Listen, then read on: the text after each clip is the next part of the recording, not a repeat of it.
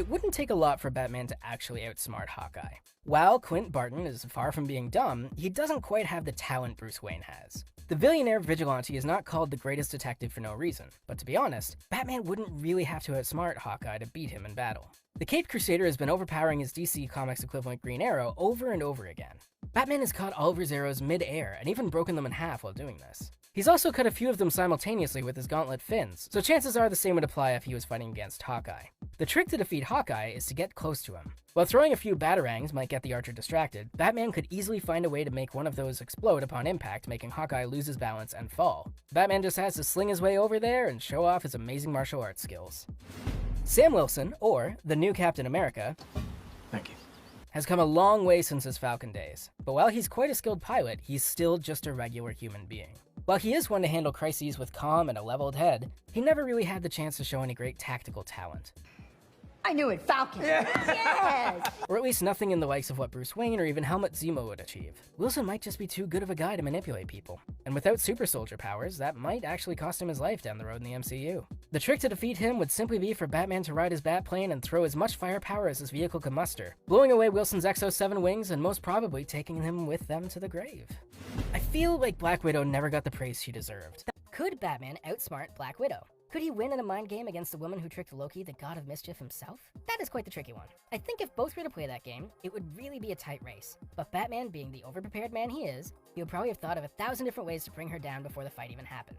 So with a combination of wit, combat skills, and equipment, he could easily use explosive pellets to electrocute her, which would weaken her for the ensuing duel. In terms of fighting skill, Scott Lang, who goes by Ant-Man in Avengers attire, kind of lacks in that department. You wanna show me how to punch? Show me. So for Batman to defeat him in hand-to-hand combat, it would be a piece of bat cake. But the suit created by Hank Pym, which uses Pym particles to power itself, might be a little bit of a problem. So going headfirst into battle against Ant-Man would be a mistake. Cool. Whether he goes to titanic proportions or shrinks himself to miniature size. But you know what Batman would do? He would jump headfirst into a battle against Ant-Man, but not without having set up a trap first. Before getting out of the shadow to take on Ant-Man, Batman would have carefully swapped the Avengers Pym particles for Scarecrow's fear toxin. And once he would try to use those powers, he would unconsciously activate the toxin and fall into a form of delirium where he would live his worst nightmare. While the Falcon and the Winter Soldier have shown the negative effects the Super Soldier Serum can have on people's lives, I'm pretty sure Batman wouldn't hesitate 1 second to take it, if he had to take someone he feels that could be a threat. In order to get to Bucky's strength level, Batman could simply inject himself with the Man-Bat Serum. Created and originally used by Dr. Robert Langstrom, or the villain Man-Bat, the serum can amplify one's senses, such as hearing. But it also transforms its user into a half-bat, half-man creature with superhuman strength, agility, and the ability to fly. Batman actually once used the serum while wearing his suit of sorrows. This created the Dark Knight capable of turning himself invisible and generating electric shocks. The Winter Soldier wouldn't stand a chance against this terrifying version of Batman. If Spider-Man is good at one thing, it's evading attacks. His spider sense has saved him more than once from various fatal blows, as it warns him of incoming dangers. What would Batman do against a slinging Spidey? Could he use his line launcher to get him across buildings? Or maybe his Batclaw to catch him between web shootings? While these are all good ideas, they all sound pretty exhausting, even for Batman. What might just do the trick is once more one of his many suits. Here, the Batman Beyond suit. The iconic suit, which debuted in the TV series Batman Beyond, was originally created so that Bruce Wayne could keep fighting villains using a more suitable costume. The suit, which was eventually given to the new Batman, Terry McGinnis, gave Batman the ability to fly, boosted his strength stats, and was quite durable against attacks. Spidey may be able to swing his way across the city, but can he fly? Nope. I'm gonna go. Thanks so much, everyone, for coming. Okay, War Machine flies, and he also shoots laser beams.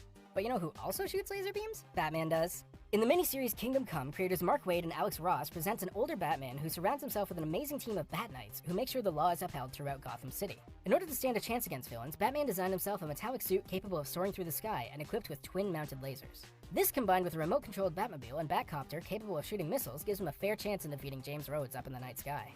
Valkyrie, born Brunhild, might be one of the strongest Asgardians, and a legendary warrior on top of that, but Batman has faced stronger foes in the past.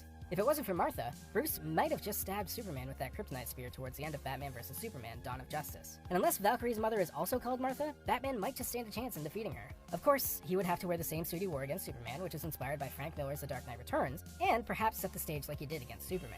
There's also a rumor saying that since Asgard is no more, or at least the Asgard we were first introduced to in the 2011 Thor film, some Asgardians might have weakened, which would explain how Thanos' minions could kill a bunch of them so easily. Batman's strategy to defeat Steve Rogers can be quite similar to the one used to bring Bucky Barnes down. A dose of Man-Bat serum and a cool new suit might do the trick, but this isn't the only thing that will. While the old Captain America might have super soldier strength and heightened reflexes, he also has this amazing shiny shield made out of vibranium.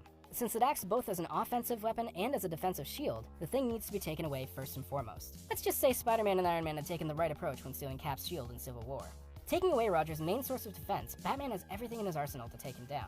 Plus, his years of training at various martial arts clearly surpasses any military combat training Captain America might have gone through. It might be easy to take away Cap's shield, but a bit harder to take Black Panther's full vibranium-made suit. Now that Wakanda is open to the world, Bruce Wayne might easily get his hands on vibranium and create his own vibranium batsuit in order to go one-on-one against Black Panthers. Or, he could use the power of sound. While the Wakandan suit is almost indestructible and absorbs impact to turn them into a source of power, it has one particular weakness that we've seen at the end of the Black Panther film. When T'Challa fights against Killmonger, it is shown that a specific frequency of vibrations caused by the incoming train may disrupt the suit's properties. This is how Black Panther succeeded in piercing Killmonger's suit Panther Habit, and if Batman can recreate the same frequency when fighting Black Panther, chances are he can weaken his suit and pierce through it as well. Vision might be very powerful, but he does have some weaknesses that Batman could take advantage of. First, he seems highly susceptible to electricity, as seen when Hawkeye sets an electric arrow trap, which stunned him for a few seconds before he broke it off using the Mind Stone. Here, Batman could once more use the Man-Bat serum and simply shock Vision to death. Another option would be to use mind control, since we've seen Scarlet Witch use it against him a few times across the MCU, but that's easier said than done. But the easiest for Bruce to get the job done would be at a distance. Since Vision is basically a machine, he could be hacked and either destroyed or taken over by Batman's command, who is seen hacking LexCorp, Apocalyptian, and Kryptonian tech without even breaking a sweat. He even went to the extent of hacking an alien computer in seconds, even if he doesn't understand the language. So Vision shouldn't be too much of a problem to hack for Gotham's protector. One thing that everyone knows is that Wolverine is really hard to kill. With great regenerative healing abilities, super strength, sharp adamantium claws, and a skeleton made from the same material, Wolverine can withstand a lot of damage, and can be back up in a second or two. So, for such an occasion, Batman would need an armor that would protect him, but also keep him going for a very long time until he found the perfect way to defeat Wolverine. This is where the Thrasher suit comes in.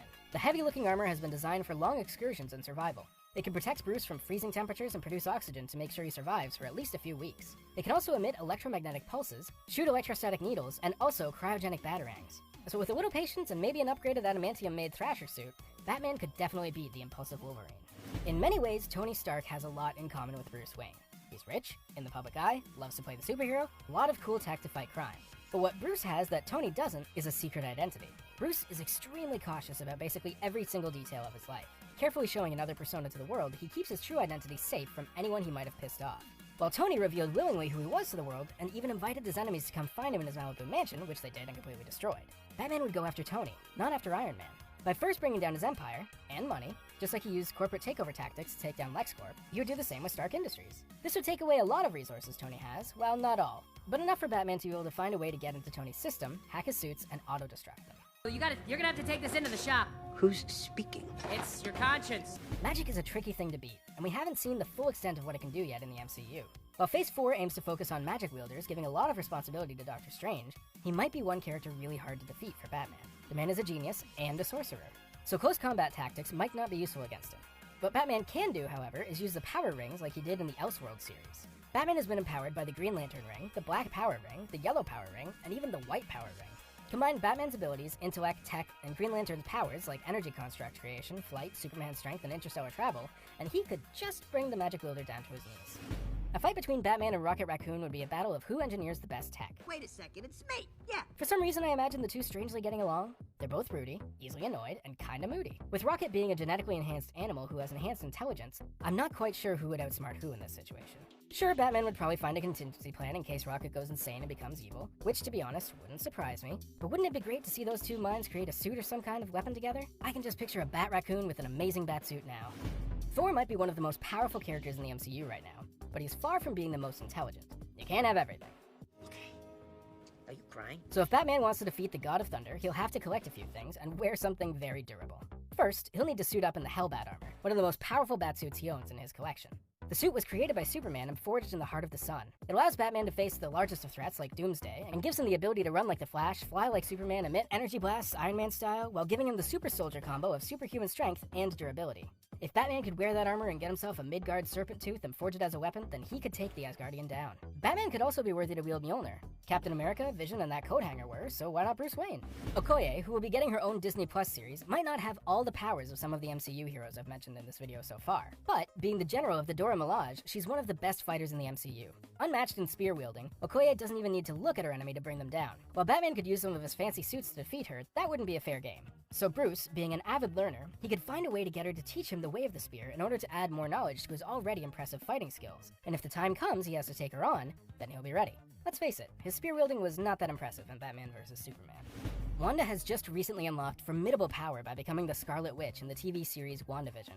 And with the Darkhold in her possession, she's only going to become stronger. But if what comes next stays true to the comics, the character has had many mental breakdown episodes. While her being unstable might mean she's more dangerous, it can also make her more vulnerable in some ways. That being said, how would Batman face her knowing she has mind control powers? The answer lies in the Justice Armor. The Justice Armor was created to protect its wearer from Brainiac's mind control abilities, so the Scarlet Witch's similar powers would be rendered useless against Batman. The suit can also protect Batman from amazingly strong punches from Superman and gives him the ability to fly with wings and a propulsion system equipped to it. As we all know, Captain Marvel's OP state has been sort of a problem in the MCU, resulting in her not appearing as much as she should, or else things would be way too easy for the Avengers. But things are about to change since Marvel Comics recently confirmed that one of Captain Marvel's biggest weaknesses resembles one of the Man of Steel's. In Captain Marvel number 28, it's revealed that magic wielders like the future supervillain Ova, son of Namor, has the power to defeat her using spells. Batman could use one of his OP costumes, but after seeing what Carol Danvers did to one of Thanos' ships in Endgame, he might just take a little vacation and seek to learn magic. The Bat family can take care of business in Gotham while he masters the dark arts. Since Bruce Banner can turn into the Hulk in less than a second, sneak attacks might just not do it. And contrary to Tony Stark, his power comes from within himself instead of relying on tech to defend himself. Besides the Hellbat armor, Batman has an enormous-looking armor designed to fight all of the Justice League. The suit called Justice Buster, or Fenrir, is Batman's version of the Hulkbuster. But that doesn't seem like the best solution. Enters the final Batsuit. The mech-style suit is enormous, can fly, and alter people's minds using reality bending. So the trick would be to mind-bend Hulk until he's completely lost, lift him up into space, and leave him there. While not a permanent solution, this could keep the Hulk away for a while.